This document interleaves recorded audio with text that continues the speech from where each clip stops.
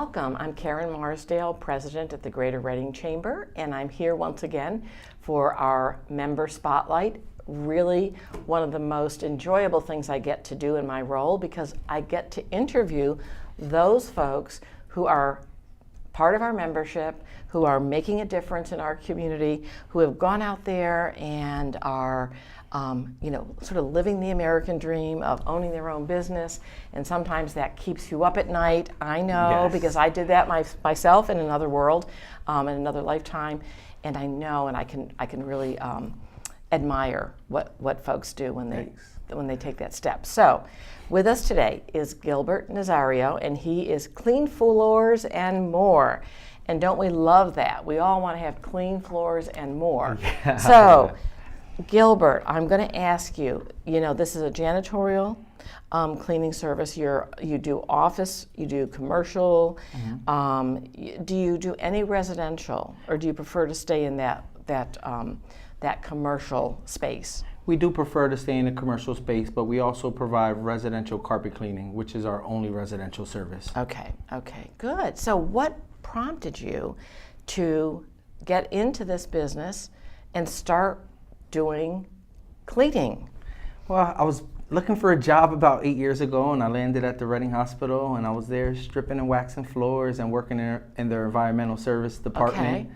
And folks, I'm always smiling and having fun, and of course trying to do the best job possible. Doctors and nurses would come by and say, "Hey, Smiley, when are you gonna come and do my floors?" And I would laugh it off at first, and continue my work. But then one day I thought, if 10 people ask, you get 3 are serious, we can start making some money. So I kind of took the idea home to my wife. She thought I was crazy. And 4 years later, here we go. That's great. Yes. So you've been in business 4 years. Yes. Excellent. So, we want to talk about the services you provide, mm-hmm. and if anyone needs that service, and of course, clearly we do at our offices, mm-hmm. and most any commercial space will want somebody to come in and clean. Now, you also you're primarily doing floors, stripping, waxing, and more. Are there any other services that you provide in the cleaning? Mm-hmm.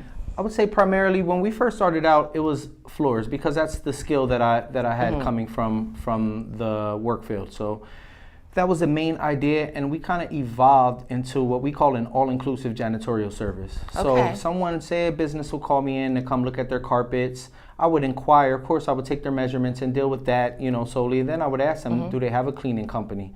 And what I found out was that a lot of time offices were having 3 different companies, one coming in cleaning their carpets, one company cleaning their hard floors, which, buffing or stripping and waxing, and then they usually had a cleaning company. So what we're able to do is one company come in and handle all 3 services.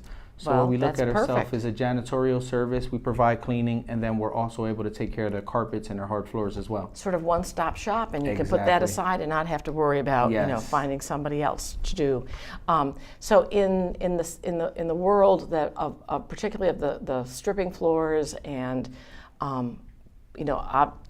clearly understanding why a hospital needs to do those things, mm-hmm. and be pristine. Mm-hmm. What other types of client base are you looking for?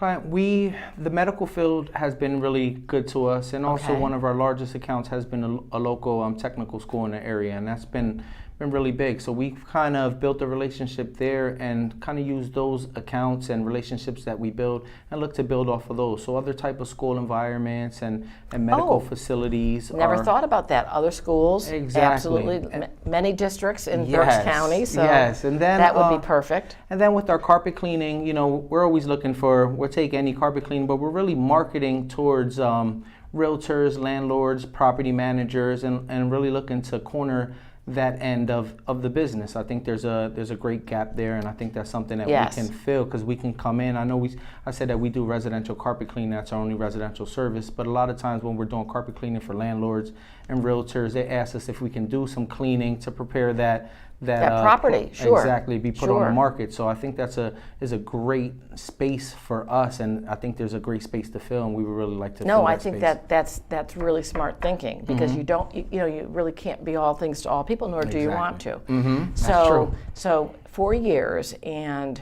when you started, I'm sure you were 24/7. Yes. How many employees do you have? We currently have 10 employees. That's great. Yes. That's great. Now, with that comes the problems, right?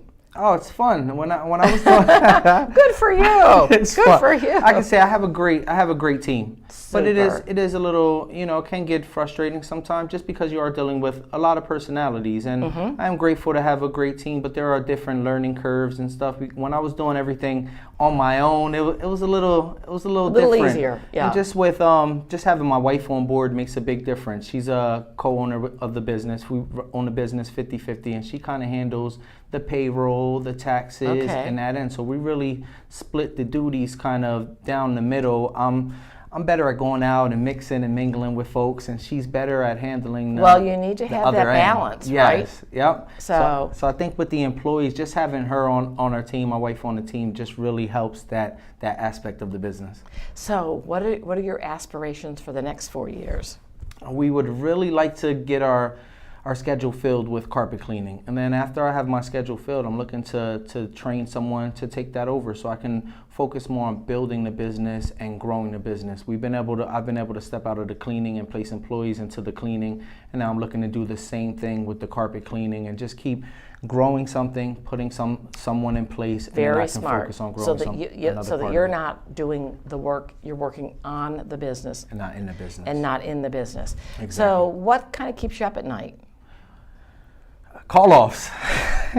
Okay, so it's an HR issue, right? Call-offs sometimes keep you out, because when someone calls off, a client doesn't want to hear that someone called off. That means I need to put my shoes on and get out there and get it done. So oftentimes, it doesn't happen a lot, but that's something that you regret, because you're thinking your day's over, and at 9 o'clock you get a wonderful call. And things do come up, I understand, but it's like, oh man, I got to put these shoes back on and get out there. Oh yes, exactly. And get it done. Exactly. So I would say that's pretty tough there. I think that is, in some form or fashion, when it comes to most every employer, their challenges do wrap around kind of the human side, the HR side, whether it's trying to find the right people, trying to find the people that just show up, trying to find the people who do the best job possible and can replicate you with your personality, with your work ethic, all those things. And that's big just in this industry, because you're entrusting people. People are entrusting you to let people into their facilities. Usually you train them, you give them a passcode or a key, and then you let them do their thing. So we're really slow on that, and making sure that we try to pull people from our inner circles and from around us, and try to build there people that care about us personally and the business. Yeah, absolutely. Well, it looks like our time is coming to an end, and as I said to you before the spot, we like to talk, and of course I love to hear more about businesses. And one thing I would just share with you, that I don't know how many, and would hope that you are aware of so many of the services that we offer through the Chamber. And we now have someone in Giovanni Bedoya, who is basically working really laser focused on our small to mid-sized businesses, because we want to see businesses like yours go from 10 to 20 to 150 employees. That would be nice. And that is really how we can get you, into that growth mode. And and then there's going to be the pain points of that. I have seen businesses grow like that, I can tell you. And so please make sure that you stay really closely in touch. Okay. If not, we'll come after you. I like that as well. Say, how are you doing? And we'll come back in another year and see just how far you've gotten. So thank you so much, Gilbert. It was a pleasure to meet you. Thank you. And best of luck. I think you're well on your way. Thanks, I appreciate that. You are welcome.